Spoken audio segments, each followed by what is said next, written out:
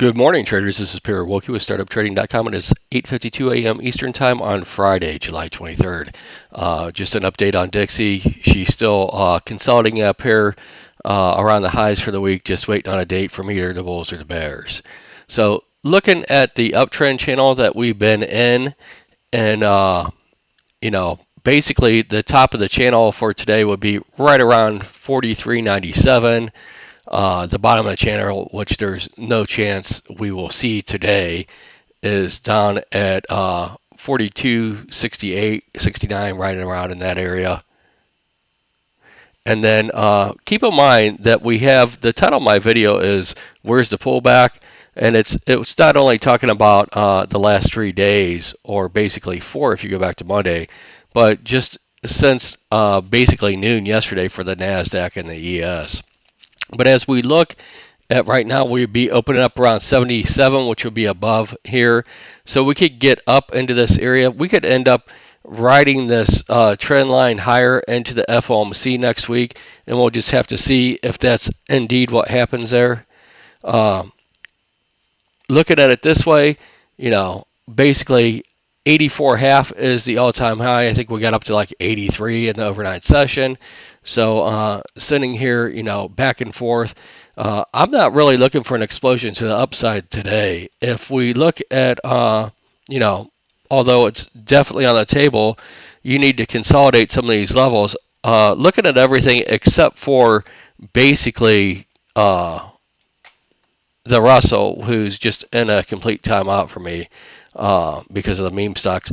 This is where we closed yesterday, where I threw these lines. We've just drifted up overnight and these indexes, and for the NASDAQ, we've just basically went sideways, right? So sitting up here, and then the Russell, who really gives a shit about? So as we come back in and around, and we're looking at it,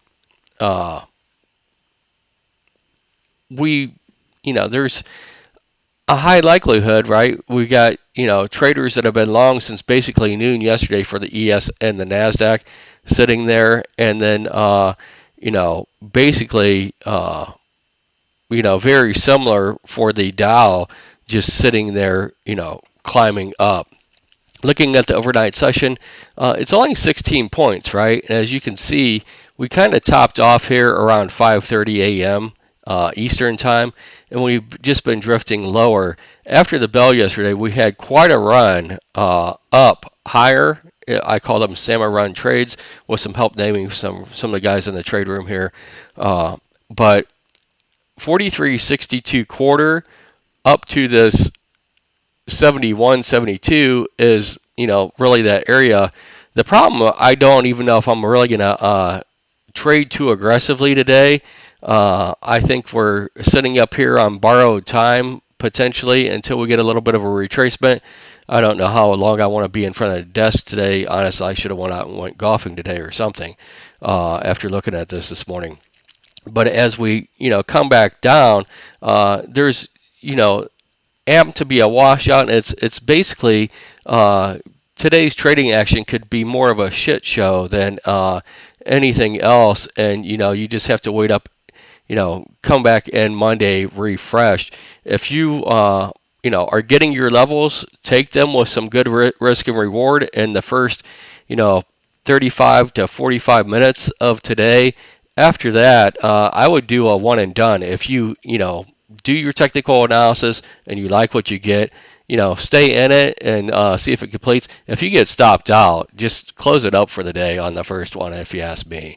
So looking at all the indexes, the three aforementioned salmon run trades up here are the ones getting here. One thing to note for the Dow Jones, the salmon run trades yesterday for it were all the way down here in this little itty bitty blue box that was from 34,771 to 34,775, and now we are gapping up above a resistance that is dating back all the way back to the July 16th, if we can go back that far in time, from 34,819 to 34,872. It's a wide range, right? We've gapped above that.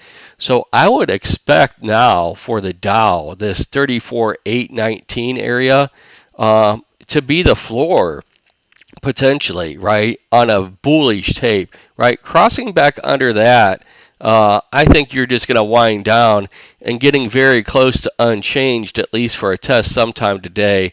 If not, the next level down is actually the previous day's high in these breakout boxes. But, we could end up just rolling back over, all day long today, and we could end up trading all the way down to value area low is the best bearish case I can make for the day, and that would be actually a trending day down after gapping up, be more like a pop and a flop. So I'll be paying attention to these overnight value areas, see where we go. They're pretty tight, to be honest with you.